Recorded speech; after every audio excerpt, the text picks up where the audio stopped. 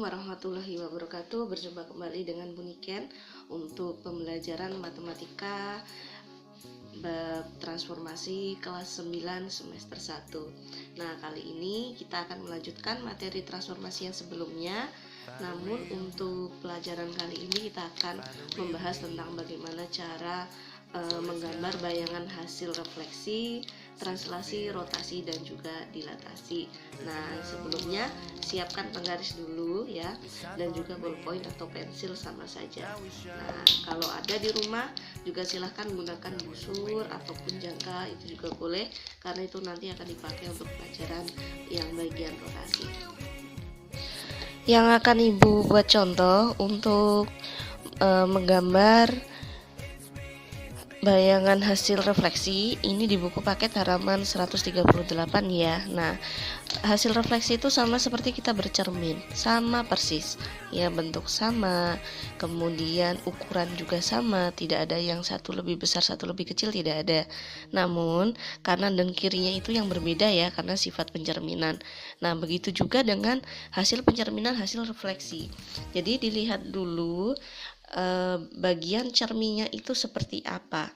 Contohnya sekarang misalkan yang di nomor A ini ya, cerminnya itu kan lurus seperti ini aja, berarti mudah sekali, tinggal kita cari yang tegak lurus dengan cermin itu tadi untuk menjadi bayangannya, dengan catatan jarak-jaraknya itu sama.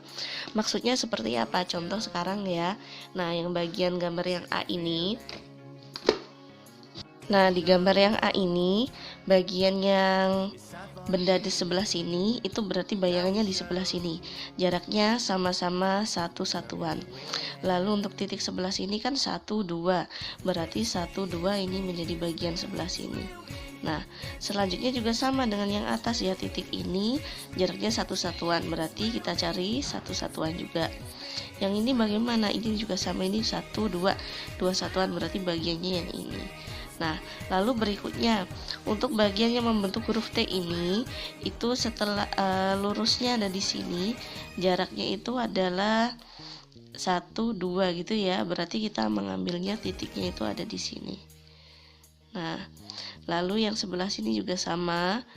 Kita ambil bayangannya itu di sebelah sini, sehingga kita bisa menggambarkan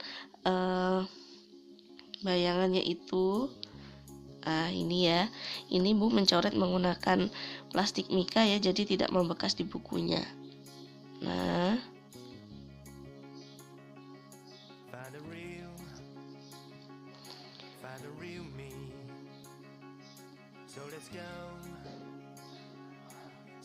Nah, kemudian bagian yang panjangnya, kaki dari huruf T itu kan ada 1, 2, 3 satuan, sementara di sini tidak ada. Nah, kita coba menggunakan menggaris supaya sama. Nah, ternyata panjangnya itu 1 cm.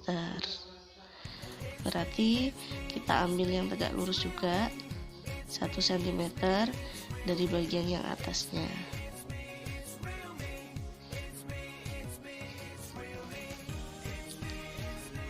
Maka ini adalah bayangan hasil refleksi di gambar halaman 138 yang A.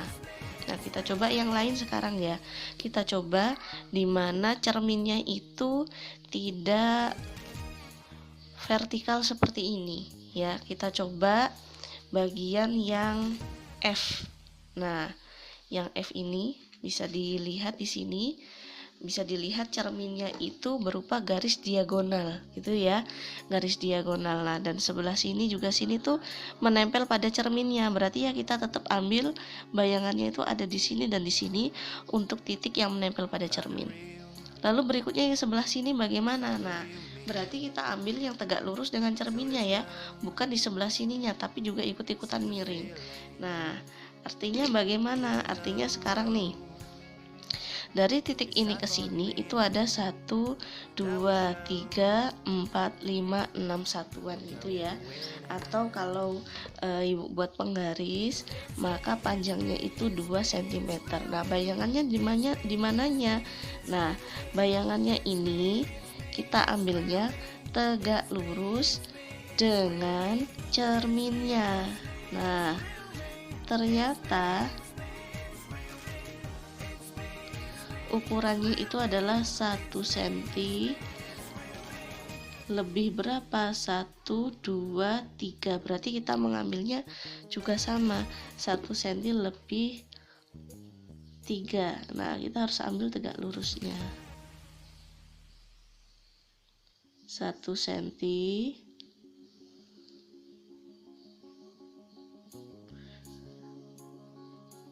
lebih, nah, ada di sini kurang lebih. Nah, kalau kita hubungkan,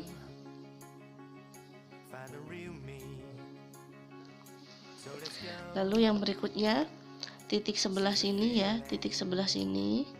Ini setelah kita buat garis yang tegak lurusnya, ini semua kita buat tegak lurus ya, karena memang bayangannya itu ya tegak lurus gini. Nah, maka jaraknya harus sama satu sama lain. Sekarang titik yang ini ternyata ada di ukuran setengah senti, berarti kita ambil ukuran yang juga setengah senti. Nah, ini tegak lurus dengan ini juga tegak lurus dengan ini.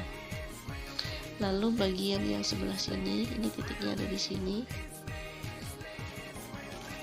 Kita ambil titik yang ini, tegak lurus juga, kita buat garis tegak lurusnya.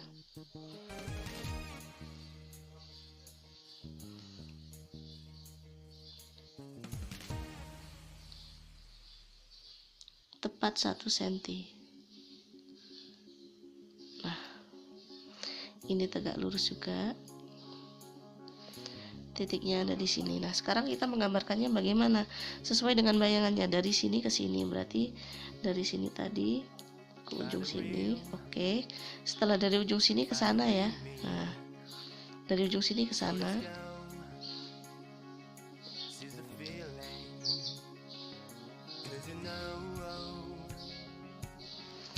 Lalu dihubungkan dengan bagian atas tadi.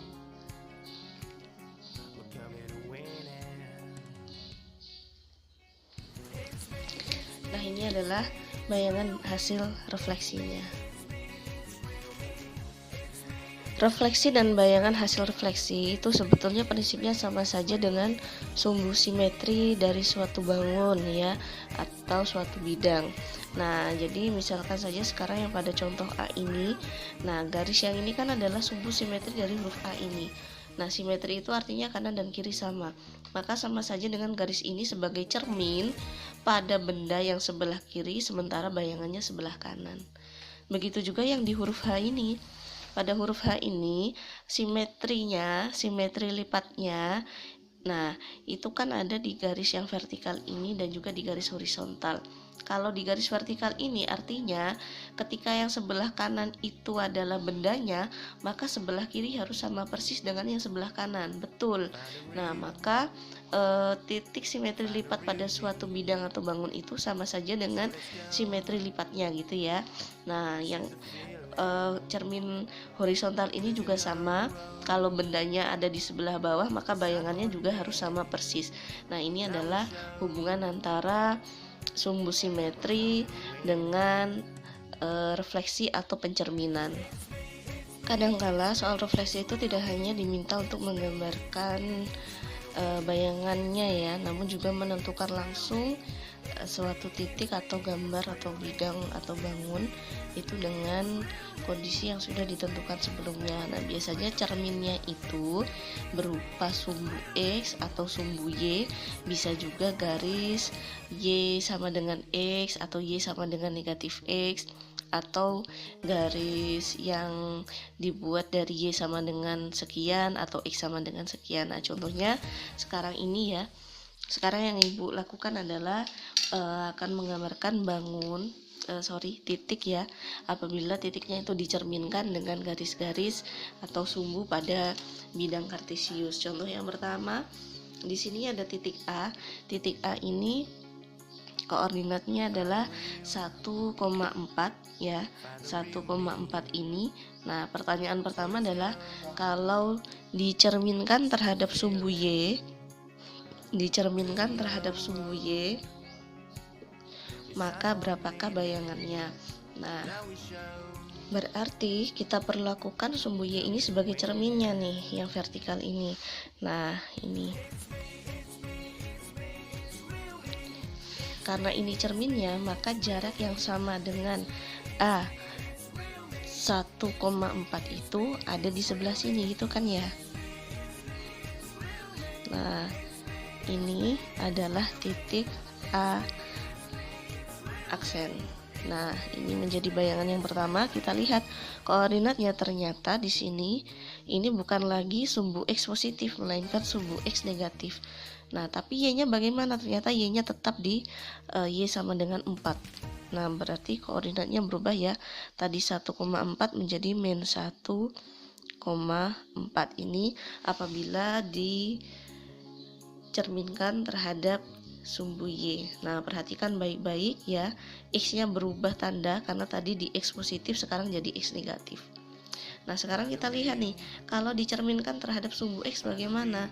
Sumbu X itu adalah sumbu yang horizontal atau yang tidur ini. Berarti yang kita lihat itu jarak dari titik A ke sumbu X ini ada berapa? 1, 2, 3, 4. Berarti kan kita ambil ke bawah 4 nih. 1, 2, 3, 4. Nah, artinya bayangannya itu ada di sini. Kita beri nama ini A aksen sebagai bayangan yang kedua yang mencerminkan benda A terhadap sumbu X. Nah, sekarang perhatikan bayangannya berubah koordinat. X-nya itu 1 ya, Y-nya itu karena berada di bawah negatif 4. Nah, menjadi 1, negatif 4. Ternyata ketika dicerminkan terhadap sumbu X, maka nilai X-nya tetap, hanya Y-nya yang berubah. Tadi Y-nya Y positif menjadi Y negatif. Nah, hal yang serupa juga dijelaskan di buku paket halaman 147 ya. Di buku paket halaman 147, jadi di sini. Nah, misalkan sekarang bendanya adalah X, Y. Ini adalah bendanya, ini yang kita jadikan patokannya. Nah, maka ketika dicerminkan terhadap sumbu X, lihat nih, yang sebelumnya X, Y menjadi X, min Y. Nah, kalau dicerminkan terhadap sumbu Y, nah maka Y-nya tetap, X-nya yang berubah tanda, tadi positif X menjadi negatif X. Nah, artinya sekarang misalkan ibu punya yang Y negatif ya. Nah, kita coba ambil di sebelah sini. Nih, ibu ambil ini adalah titik B. Titik B ini koordinatnya adalah min 4, min 2. Nah, kalau dicerminkan terhadap sumbu X, maka X-nya yang tetap, tapi Y-nya yang berubah. Menjadi berapa Y-nya? Nah, ini jaraknya adalah 1, 2. Berarti ke atas juga 1, 2. B bayangannya jadi di sini, koordinat X-nya tetap, tapi Y-nya jadi positif. Ini kalau dicerminkan terhadap sumbu X. Kalau dicerminkan terhadap sumbu Y bagaimana? Sumbu Y yang berdiri ke sini ya. Berarti pasti bayangannya ada di sebelah kanannya. Jaraknya 1, 2, 3, 4. Nah, berarti kesananya juga 1, 2, 3, 4 ada di sini. Nah, ini adalah B aksen. Karena dicerminkan terhadap Y, berarti Y-nya tetap min 2. Tapi X-nya yang berubah tanda sesuai dengan yang di halaman 147 tadi. Nah, kenapa berubah tanda? Karena tadi ada di sumbu X negatif, sumbunya itu min 1, min 2, min 3, min 4 dan seterusnya menjadi positif. Positif 1, positif 2, positif 3, positif 4 dan seterusnya. Gitu ya. Ini adalah pencerminan terhadap sumbu X dan juga sumbu Y. Berikutnya kita selidiki pencerminan apabila cerminnya itu adalah garis Y sama dengan X. Garis Y sama dengan X itu berarti posisinya sama antara angka yang ditunjukkan sumbu X dan angka yang ditunjukkan oleh sumbu Y. Maksudnya adalah kalau X-nya itu menunjuk angka 1, maka Y-nya juga di angka 1. Kalau X-nya itu menunjuk di angka min 2, maka Y-nya juga ada di min 2. Nah, ini adalah penjelasan dari garis Y sama dengan X. Kalau garis Y sama dengan min X bagaimana, Bu? Arahnya arah yang sebaliknya. Ya, arah yang sebaliknya, arahnya itu miring ke kiri, itu kalau Y sama dengan min X. Nah, Ibu jelaskan salah satu saja. Sekarang bagaimana cara mencermati bayangan yang diperoleh ya dengan cermin Y sama dengan X. Ibu buat sekarang, misalkan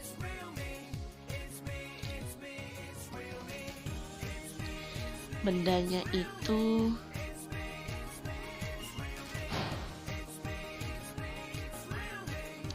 ada di sini. Nah, ini Ibu sebut sebagai P, di mana P koordinatnya adalah 3, Ibu buat di sini aja ya supaya mudah ya. 3,2. Nah, titiknya yang ini bukan yang ini. Nah, karena ini adalah titik P-nya, nah ini titik P-nya 3,2, karena cerminnya di sini berarti kita ambil tegak lurusnya ya. Nah, tegak lurusnya adalah kurang lebih 1 cm ya. Kita hitung jaraknya, kita buat yang tegak lurus.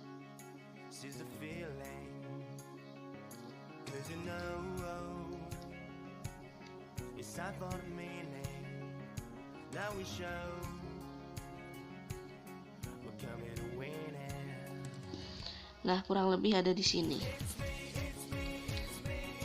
Ini tegak lurus ya. Ini tadi P. Bayangannya adalah di sini P aksen. Nah, berapakah koordinat P aksen berubah nih? X-nya itu menjadi 2, Y-nya menjadi ini berapa nih? 3. 2,3.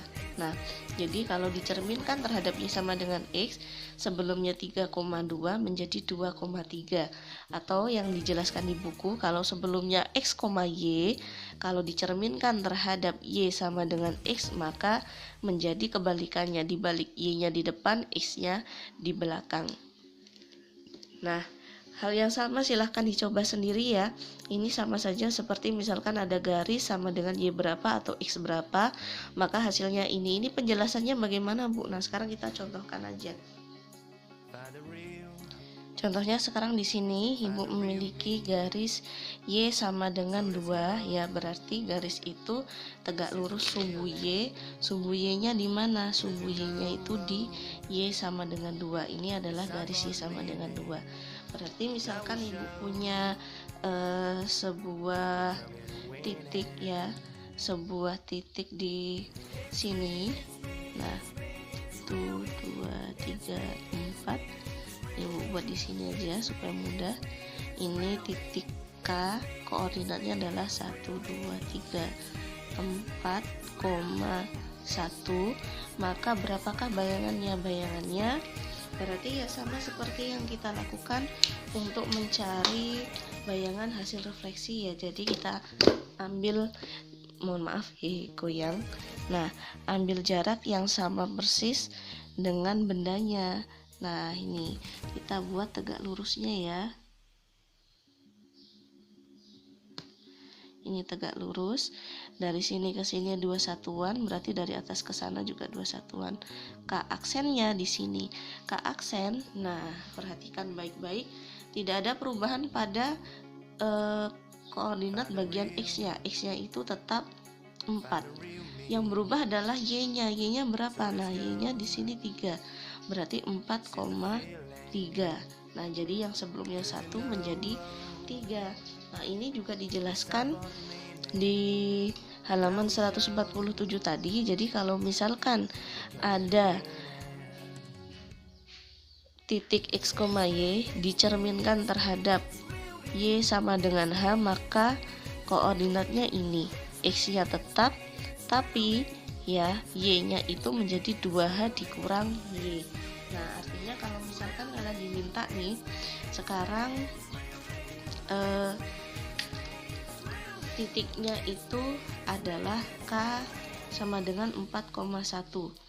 Bila dicerminkan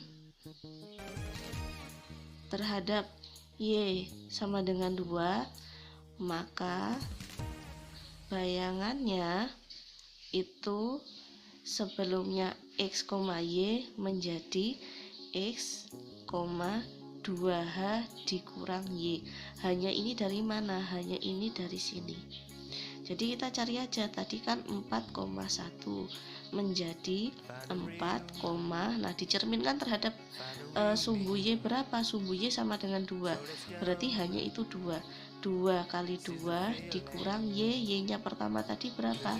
Y-nya adalah 1. Nah, 4, 2 kali 2 hasilnya 4, 4 dikurang 1 hasilnya 3, sesuai dengan hasil menggambarnya. Bedanya, nah ini biasanya dituliskan dalam bentuk soal cerita. Sekarang kita membahas translasi. Translasi itu pergeseran. Nah, pergeseran itu sama seperti yang refleksi, itu bisa dinyatakan dalam bentuk soal menggambar atau boleh juga dengan soal cerita. Contohnya seperti yang ada di halaman 160 yang bagian atas ini. Nah, di sini ada segitiga merah ya. Segitiganya itu adalah JKL, segitiga JKL. Nah, pertanyaannya di sini yang pertama adalah translasikan segitiga merah sejauh 3 satuan ke kanan, 4 satuan ke bawah. Nah, ini berlaku untuk semua titiknya. Ya, berlaku untuk semua titik. Semua titik itu kita geser 3 ke kanan, 4 ke bawah. Contohnya bagaimana? Contohnya sekarang yang J. J ini kita geser 3 ke kanan, 4 ke bawah. Ya, berarti kita tuliskan nih bayangannya nih. 3 ke kanan berarti 1, 2, 3. 3 ke kanan, 4 ke bawah, berarti dari sini ke bawah 4. 1, 2, 3, 4. Artinya titik J itu ada di sini. Nah, begitu juga titik-titik yang lain juga kita geser dengan hitungan yang sama, 3 ke kanan, 4 ke bawah. Ini 3 ke kanan ya, 1, 2, 3, 4 ke bawahnya 1, 2, 3, 4. Berarti titik K itu ada di sini. Titik L bagaimana? Sama juga, 3 ke kanan, 1, 2, 3, 4 ke bawah, 1, 2, 3, 4. Nah, letaknya ada di sini. Nah, jadi tergantung dari yang diminta soal, bisa jadi ke kanan ke bawah, bisa jadi ke kanan ke atas, atau ke kiri, atau ke bawah dulu. Nah, bebas. Nah, ini adalah hasilnya. Maka ketika digambar pun tidak ada perubahan bentuk ataupun ukuran dari gambarnya ya, tidak ada perubahan ukuran. Nah, artinya gambarnya sama persis, hanya bergeser. Bergeser sejauh mana? Bergeser sejauh 3 satuan ke kanan, 4 satuan ke bawah. Nah, jadi bentuknya dan ukuran itu sama persis. Soal translasi atau pergeseran itu biasanya juga dituliskan dalam bentuk vektor ya. Vektor itu berarti bentuknya seperti ini. Nah, ini sebetulnya sama saja dengan koordinat kartesius. Bedanya kalau vektor itu, kenapa dia disebut vektor? Karena biasanya ada pergerakan atau perubahan posisi di situ. Nah, jadi bentuknya seperti ini. Sebetulnya sama saja. Di mana A ini ya, A ini sebetulnya merupakan translasi secara horizontal atau ke kiri ke kanan, atau melibatkan sumbu X-nya. Kalau untuk yang bawah ini merupakan perubahan translasi vertikalnya atau melibatkan sumbu Y. Nah, jadi contohnya sekarang misalkan Ibu memiliki titik P, koordinatnya itu 3,-5 ya. Kemudian ditranslasi sejauh -3,2, maka bayangannya itu berapa? Nah, ini adalah contohnya. Ini merupakan vektornya. Nah, maksud dari vektor ini berarti 3 satuan ke kiri, 2 satuan ke atas. Nah, jadi vektor ini ya, yang atas ini perubahan ke kiri ke kanan, yang ini ke atas ke bawah. Kalau yang A ini tandanya positif karena merupakan perubahan di sumbu X, maka ketika tandanya positif gesernya ke kanan, ketika tandanya negatif gesernya ke kiri. Sementara yang B, yang bawah ini kan merupakan perubahan atau translasi secara vertikal atau ke atas ke bawah melibatkan sumbu Y. Nah, ketika dia melibatkan sumbu Y, maka tandanya adalah ketika dia tandanya positif gesernya itu ke atas, kalau negatif gesernya ke bawah. Berarti berdasarkan soal ibu barusan ya, seperti yang ibu sampaikan tadi, artinya titik ini mau digeser sejauh 3 satuan ke kiri, 2 satuan ke atas. Nah, kalau ketemu yang seperti ini bagaimana? Kalau ketemu yang seperti ini mudah sekali caranya. Caranya itu tinggal ditambahkan saja ya, ditambahkan saja. Jadi misalkan nih P mula-mula X, Y, lalu translasinya sejauh A, B, berarti bayangannya adalah atau P aksennya itu didapatkan dari X ditambah A, Y ditambah B.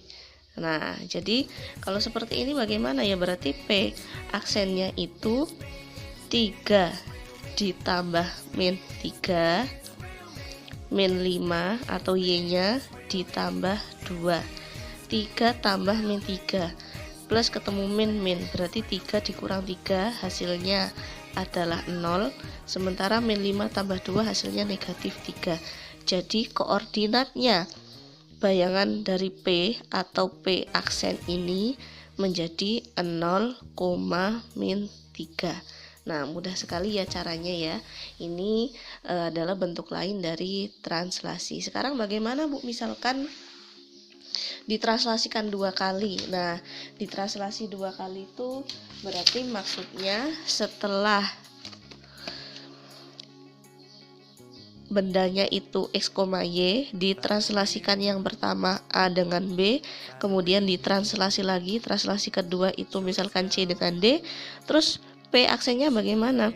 P aksennya itu ya berarti X tambah A tambah C, Y nya ditambahkan B ditambahkan D, dan seterusnya. Ini adalah cara untuk menggeser benda. Nah, sekarang kita akan membahas mengenai rotasi. Nah, materi yang ini di buku paket tidak ada, jadi boleh kalian catat dulu. Rotasi itu merupakan perputaran. Nah, ditentukan oleh pusat rotasinya, sudut rotasinya, dan arah rotasinya. Kenapa demikian? Karena yang berlawanan arah dengan jarum jam ataupun searah jarum jam itu kondisinya berbeda. Nah, gitu. Kenapa demikian? Karena ya sekarang ibu ambil contoh ya. Nah, di sini ya contohnya seperti yang ibu gambarkan di sini. Ini ada diagram kartesius. Ini adalah sumbu X, ini sumbu Y. Kemudian di sini ini adalah benda A. Ini A aksen berarti bayangan pertama, ini A aksen-aksen ini berarti bayangan yang kedua. Nah, lalu ibu buat sekarang yang A triple aksen atau bayangan ketiganya.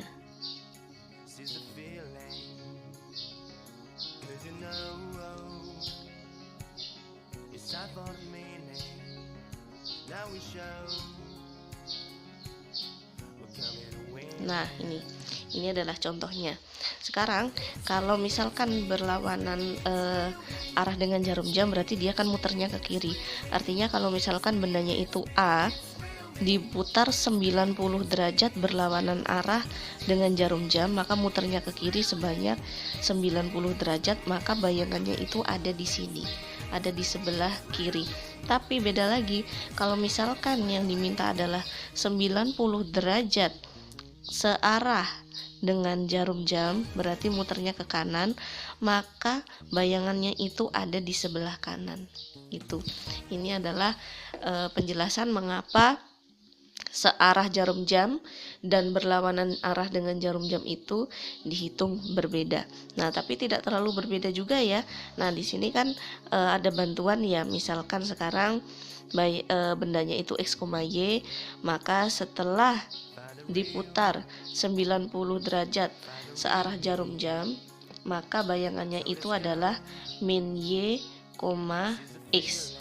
Tapi bagaimana kalau misalkan yang berlawanan arah, apakah min Y, X juga? Nah, ternyata hasilnya adalah Y, min X. Tahu dari mana, Bu? Nih, rotasi negatif 90 derajat ini maksudnya 90 derajat berlawanan dengan arah jarum jam. Nah, kalau searah kan di sini ya. Nah, kalau posisinya berlawanan arah di sini, sebetulnya sama saja dengan sudut yang sebelah sini. Nah, ini adalah sudut berapa? Sudut kalau satu putaran penuh kan 360. Kalau nyampe sini ke sini saja itu kan berarti 360 dikurang 90. 90 itu yang mana? Yang ini. 90 itu yang 90 derajat berlawanan dengan jarum jam. Yang kita minta di sini kan yang merah.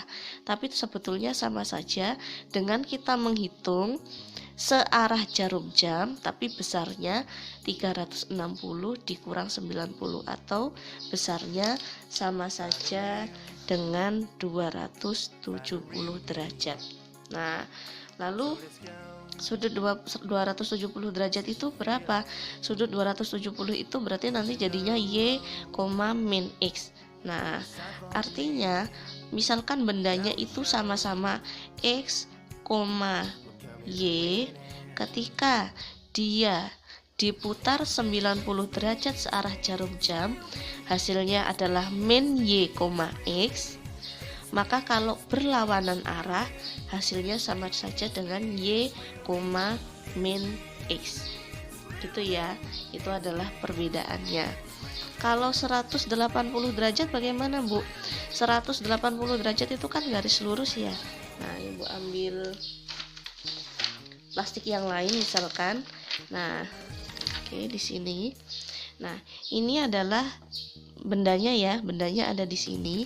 Kita mau mutar ini sejauh 180 derajat. Nah, ini besarnya 2,5 ya. Nah, berarti sama saja kita memutar balikkan dengan menggunakan sudut garis lurus. Nah, di sini misalkan 2. Nah, anggap bendanya ada di sini. Nah, ini adalah bendanya. Entah dia itu mau searah jarum jam ataupun berlawanan arah jarum jam, ternyata bayangannya sama-sama di sini. Nah, kalau di sini misalkan A ini X, Y, maka ketika dia diputar 180 derajat, terserah mau searah jarum jam atau berlawanan arah jarum jam, yang tadinya X, Y menjadi min X, min Y. Nah, ya, kalau diputar 90 derajat tadi ternyata XY, X-nya kebalikan gitu ya. Tapi kalau 180 derajat itu tetap X sama Y, tetap X di depan, Y di belakang, cuma tandanya dua-duanya itu berubah. Yang berikutnya adalah dilatasi. Nah, dilatasi ini berarti kita memperbesar atau memperkecil ukuran benda tergantung dari skalanya yang diinginkan oleh soal tersebut. Nah, contohnya seperti yang ada di tabel ini ya. Contoh yang ada di tabel ini, kadangkala sebuah benda itu bendanya adalah ABC ya, berarti bendanya itu yang warna putih bukannya warna abu-abu. Yang abu-abu ini adalah bayangannya. Nah, misalkan sekarang bendanya adalah ABC. Kalau dia diperbesar secara sepihak, berarti arahnya tetap sama, cuma dia diperbesar beberapa kali lipatnya. Ini skalanya lebih dari 1. Skala lebih dari 1 itu berarti ya 2, 3, 4 dan seterusnya. Nah, itu berarti diperbesar. Kalau K-nya sama dengan 2, berarti diperbesar 2 kali lipat. Kalau K-nya sama dengan misalkan 3/2, berarti diperbesar 3/2 kali atau diperbesar 1,5 kali lipat. Nah, lalu bisa juga diperkecil. Kalau diperkecil tuh berarti K-nya kurang dari 1. Seperti setengah, 1/4, 2/3. Nah, itu berarti diperkecil. Diperkecilnya dengan arah sepihak. Nah, diperkecil itu berarti misalkan setengah, artinya benda itu diperkecil setengah kali lipatnya dari yang sebelumnya. Nah, itu berarti panjangnya menjadi setengah, semuanya jadi setengah. Nah, tapi ada juga yang faktor skalanya itu negatif.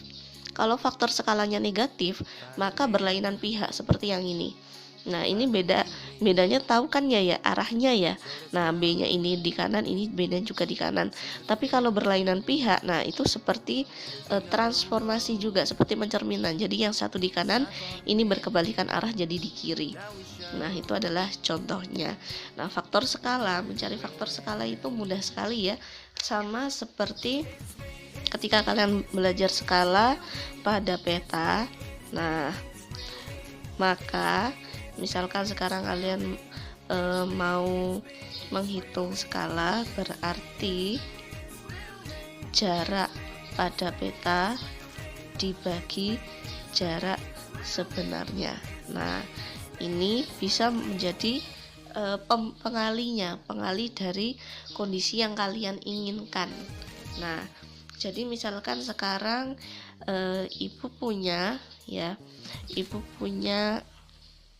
skala itu 1/10. Nah, pada peta jaraknya itu 2 cm. Maka sebenarnya berapa? Nah, pengalinya di mana? Ini, di sini. Ini dikali ini kalau ingin mencari yang sebenarnya, dibagi ini kalau ingin mencari yang pada peta. Karena yang kita cari kondisi sebenarnya berarti 2 kali 10.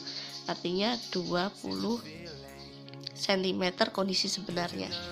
Tapi misalkan nih, sekarang kondisi sebenarnya itu adalah 2000 cm, maka berapakah pada peta? Nah, ini menjadi pengalinya juga, bedanya tidak lagi dikali 10 tapi dikali 1/10. Nah, ini hampir sama ya skala yang diinginkan pada dilatasi.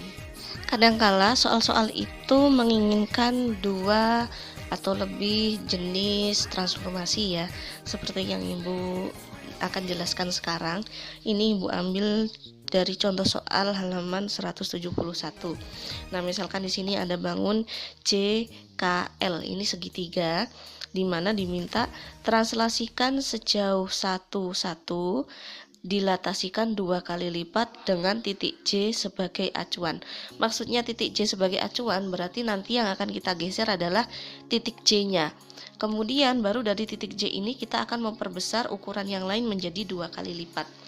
1, 1 itu karena tandanya sama-sama positif, atas bawah juga positif, maka yang atas geser 1 satuan ke kanan, kemudian lalu 1 satuan ke atas. Nah, lalu bagaimana satuannya bagaimana? Nah, Ibu ambil contoh supaya berbeda ya. Ini Ibu kasih min aja biar gampang. Nah, jadi 1 satuan ke atas, lalu ke kanan. Min 1 ini berarti 1 satuan ke bawah ya. Jadi 1 ke kanan, 1 ke bawah, itu titiknya ada di sini. Berarti J yang baru atau bayangan dari J itu ada di sini. 1 satuan ke kanan, 1 satuan ke bawah berarti di sini. Lalu diperbesar 2 kali lipat. Nah, untuk memperbesar ya kita gunakan acuan itu sebetulnya pada gambar itu sendiri nggak masalah ya. Coba dilihat di sini di segitiganya. Segitiganya itu ternyata ketika dia dilihat secara seksama itu dibentuk dari kotak yang ukurannya itu adalah 3 kali 3. Nih, perhatikan baik-baik nih. Nah, ke sini 3, ke sini juga 3. Kalau diperbesar 2 kali lipat berarti kotaknya bukan lagi 3 kali 3 ya. Nah, 2 kali lipatnya dari 3 itu berapa? 6. Kemudian 2 kali lipatnya dari 3 itu berapa? 6. Maka kita bentuk lagi nih. Kita bentuk lagi di sini. Bentuk lagi di sini yang kotaknya ada 6, berarti 1, 2, 3, 4, 5, 6. Artinya kotak yang baru ada di sini. Kemudian ke kanannya juga berapa nih? 2 kali lipat dari 3 berapa? 6. Berarti di sini juga ada 6 nih. Kotak yang barunya adalah 1, 2, 3, 4, 5, 6. Nah, ini perhatikan. Ini menjadi kotak dari bayangan JKL atau menjadi J aksen, K aksen, dan juga L aksen. Ibu gambarkan kotaknya supaya lebih jelas ya. Kotaknya sekarang ukurannya menjadi 2 kali lipat dari ukuran yang sebelumnya. Yang sebelumnya itu kotaknya itu 3 kali 3. Nah, panjangnya tadi kan 3, 2 kali lipatnya menjadi 6 gitu ya. Nah, ini di sini adalah tempat segitiga yang diperbesar yang baru. Ibu ambil gambar dengan contoh yang berbeda. Nah, sekarang nih perhatikan. Titik L-nya kan di sini tadi. Titik L-nya di sini itu jaraknya itu 1 satuan dari ujung pojok. Kalau 2 kali lipatnya berarti ya dari pojok sini 2 satuan. 1, 2. Ini adalah L yang baru. Titik K. Nah, ketika dibuat kotak seperti ini tadi ya, 3 kali 3 ya, maka K ini 1 satuan dari atas. Kalau 2 kali lipatnya berarti 1, 2 kali lipatnya dari kondisi di atas. Setelah itu dihubungkan J di sini, K di sini, L di sini, kita hubungkan menggunakan penggaris.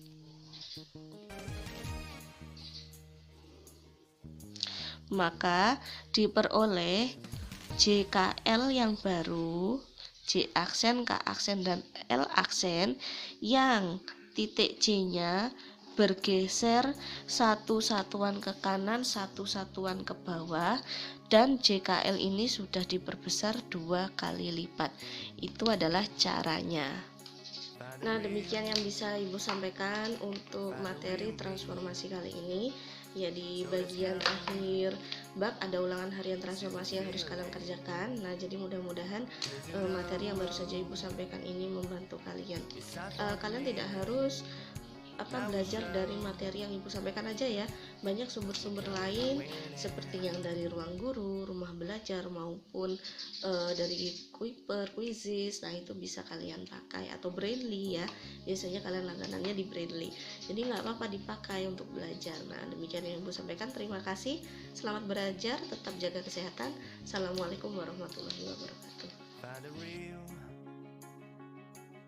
a real me.